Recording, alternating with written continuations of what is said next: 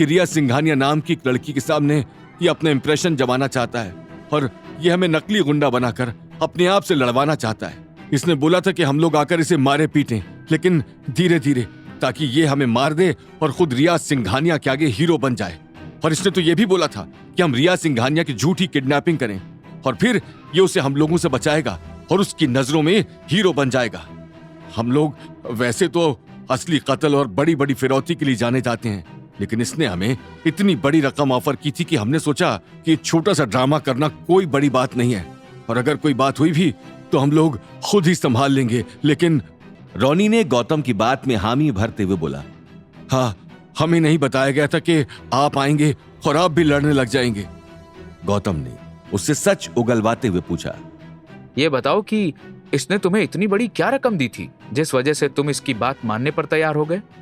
और अगर तुमने इससे पैसे लिए ही थे तो फिर तुमने नील पर इतनी जोर से हमला क्यों किया? अचानक ऐसा क्या हो गया?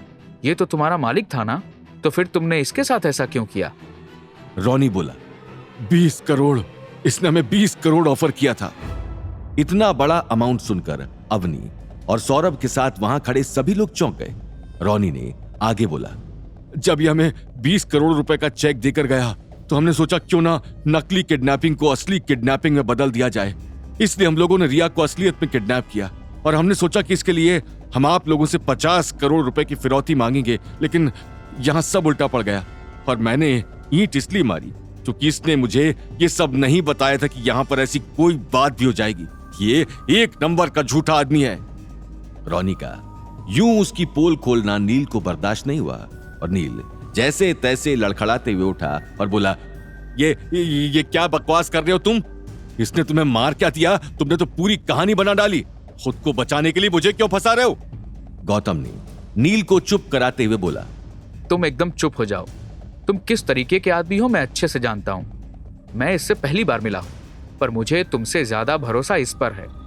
सौरभ अंदर ही अंदर जानता था कि अगर वो गंजा ऐसा बोल रहा है तो जरूर ये सब नील का किया धरा होगा, क्योंकि वो रिया के सामने हीरो तो जरूर बनना चाहता था। इसलिए ये सब उससे बर्दाश्त न हुआ और वो नील के ऊपर बरसते हुए बोला, नील, यहाँ तुम किसी से भी झूठ बोल सकते हो, लेकिन मैं तुम्हारा बाप हूँ। सच बताओ, बताओ कि हुआ क्या है।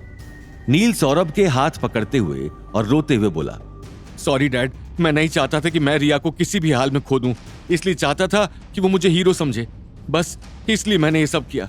मुझे माफ कर दीजिए डैड, मैं प्यार में अंधा हो गया था। वहां खड़े सभी लोगों को पता था कि नील के मन में रिया के लिए प्यार नहीं, सिर्फ लालच था, क्योंकि रिया एक बड़ी बिजनेस फैमिली से थी और दादी सा रिया को किसी भी हाल में अग्रवाल परिवार की बहू बनाना चाहती थी। ड्रामा करना बंद करो नील। आज अगर रॉनी ने तुम सबको रोड पर ना देखा होता तो रिया के साथ क्या कुछ हो चुका होता। गौतम की बात सुनते हुए रिया गौतम और नील की तरफ बढ़ी और उसने नील के मुंह पर तमाचा मारते हुए बोला, नील, तुम इतने नीचे गिर सकते हो मैंने कभी सोचा नहीं था। मेरी नजरों में खुद को हीरो बनाने के लिए तुमने मुझे किडनैप करवाने का प्लान बनाया। मुझे नहीं लगता कि हम दोनों बहुत दूर तक साथ चल भी पाएंगे, इसलिए आई क्विट। मैं तुम्हारे साथ एक और पल भी नहीं गुजारना चाहती। ऐसा कह के रिया सुलेखा की तरफ गई। सुलेखा ने उसकी पीठ पर थपकी मारते हुए शाबाशी दी। जाते जाते रिया अचानक रुक गई और वो मुड़कर गौतम के सामने हाथ जोड़ते हुए बोली, thank you so much Gautam, तुम्हारी वजह से आज मेरी इज्जत बच गई, वरना नील की वजह से तो छोड़ो। गौतम ने रिया से बोला, तुम्हें थैंक यू कहने की कोई जरूरत नहीं है। तुम्हारी जगह कोई और लड़की भी होती तो मैं यही करता। गौतम की इतनी ही बात से रिया उसे प्यार भरी नजरों से देखने लगी। अवनी को रिया का ये रवैया उसके पति की तरफ अच्छा नहीं लगा था। जाते जाते रिया ने नील से एक बात और कही, मेरी फैमिली अब तुम लोगों के साथ कोई बिजनेस नहीं करेगी। अग्रवाल कंपनी के साथ हमारे सारे कॉन्ट्रैक्ट्स और इन्वेस्टमेंट्स मैं कैंसिल करती हूं। सुलेखा ने भी रिया की बातों को अपनी मंजूरी देते हुए कहा, जब ये रिश्ता ही खत्म तो इन्वेस्टमेंट कैसी?